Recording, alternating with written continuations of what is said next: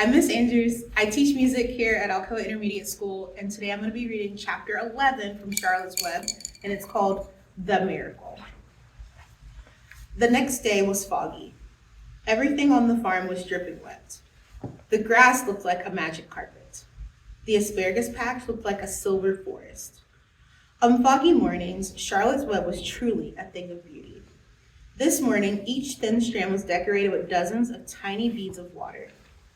The web glistened in the light and made a pattern of loveliness and mystery, like a delicate veil. Even Lurvy, who wasn't particularly interested in beauty, noticed the web when he came with the pig's breakfast. He noted how clearly it showed up, and he noted how big and carefully built it was. And then he took another look, and he saw something that made him set his pail down. There, in the center of the web, neatly woven in block letters, was a message. It said, "Some pig." Lurvy felt weak. He brushed his hand across his eyes and stared harder at Charlotte's Web. "I'm seeing things," he whispered.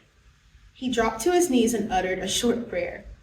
Then, forgetting all about Wilbur's breakfast, he walked back to the house and called Mr. Zuckerman. "I think you better come down to the pig pen," he said. "What's the trouble?" asked Mr. Zuckerman. "Anything wrong with the pig?" "Not exactly," said Lurvy. "Come and see for yourself." The two men walked silently down to Wilbur's yard. Lurvy pointed to the spider's web. "Do you see what I see?" he asked. Zuckerman stared at the writing on the web.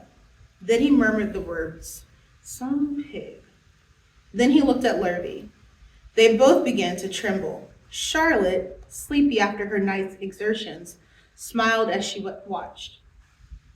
Wilbur came and stood directly under the web. "Some pig," muttered Lurvy in a low voice. "Some pig," whispered Mr. Zuckerman.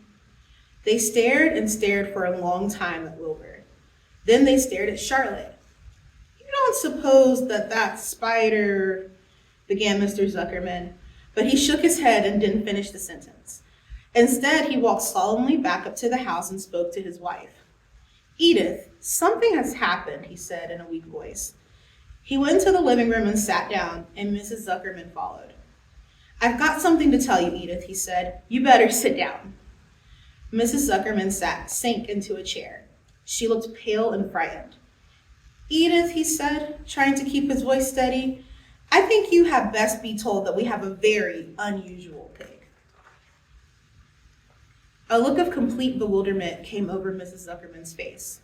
"Homer Zuckerman, what in the world are you talking about?" she said. "This is a very serious thing, Edith," he replied. "Our pig is completely out of the ordinary." "What's unusual about the pig?" asked Mrs. Zuckerman, who was beginning to recover from her scare.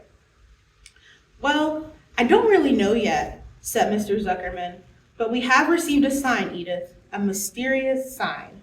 A miracle has happened on this farm. There is a large spider's web in the doorway of the barn cellar, right over the pig pen, and when Lurvy went to feed the pig this morning, he noticed the web because it was foggy, and you know how a spider's web looks very distinct in a fog.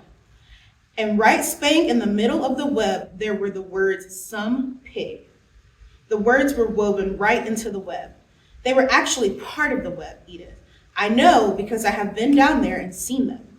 It says, 'Some pig,' just as clear as can be. There can be no mistake about it. A miracle has happened, and a sign has occurred here on earth, right on our farm, and we have no ordinary pig." "Well," said Mrs. Zuckerman, "it seems to me you're a little off.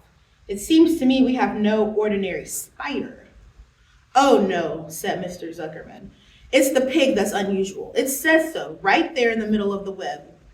"Maybe so," says Mrs. Zuckerman. "Just the same, I intend to have a look at that spider." "It's just a common gray spider," said Zuckerman. They got up, and together they walked down to Wilbur's yard. "You see, Edith, it's just a common gray spider." Wilbur was pleased to receive so much attention. Lurvy was still standing there, and Mr. and Mrs. Zuckerman, all three, stood for about an hour, reading the words on the web over and over and watching Wilbur. Charlotte was delighted with the way her trick was working. She sat without moving a muscle and listened to the conversation of the people. When a small fly blundered into the web, just beyond the word pig, Charlotte dropped quickly down, rolled the fly up, and carried it out of the way. After a while, the fog lifted. The web dried off, and the words didn't show up so plainly. The Zuckermans and Lurvy walked back to the house. Just before they left the pig pen, Mr. Zuckerman took one last look at Wilbur. "You know," he said in an important voice, "I thought all along that pig of ours was an extra good one. He's a solid pig. That pig is as solid as they come." "You notice how solid he is around the shoulders, Lurvy?" Sure I do," said Lurvy. "I've always noticed that pig. He's quite a pig."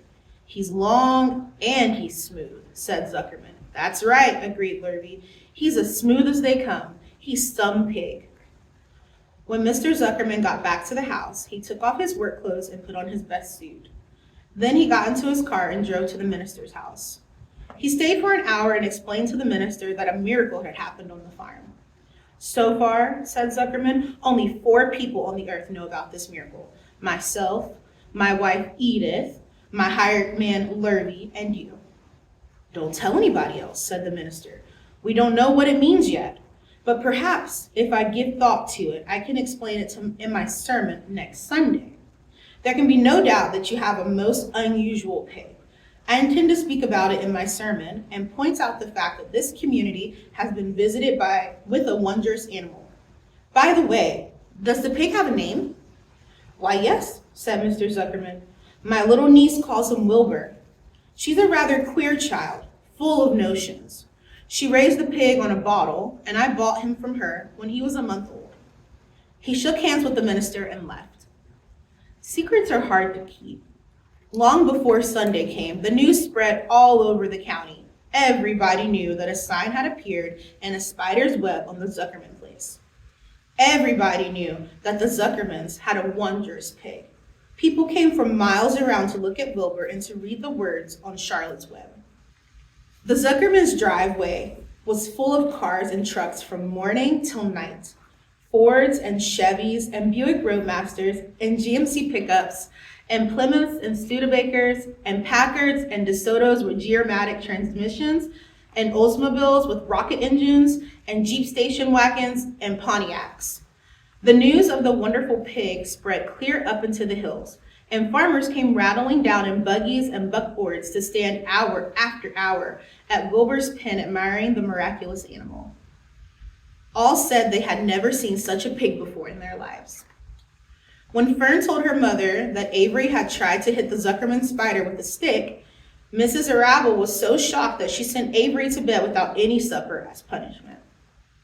In the days that followed, Mr. Zuckerman was so busy entertaining visitors that he neglected his farm work. He wore his good clothes all the time now, got right into them when he got up in the morning. Mrs. Zuckerman prepared special meals for Wilbur. Lurvy shaved and got a haircut, and his principal farm duty was to feed the pig while people looked on. Mr. Zuckerman ordered Lurvy to increase Wilbur's feedings from 3 meals a day to 4 meals a day.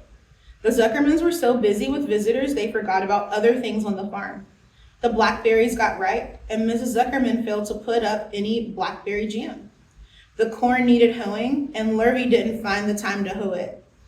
On Sunday, the church was full. The minister explained the miracle. He said that the words on the spider's web proved that human beings must always be on the watch for the coming of wonders. All in all, the Zuckerman's pig pen was the center of attraction. Fern was happy, for she felt that Charlotte's trick was working and that Wilbur's life would be saved. But she found that the barn was not nearly as pleasant. Too many people. She liked it better when she could be all alone with her friends, the animals. And that's the end of chapter 11.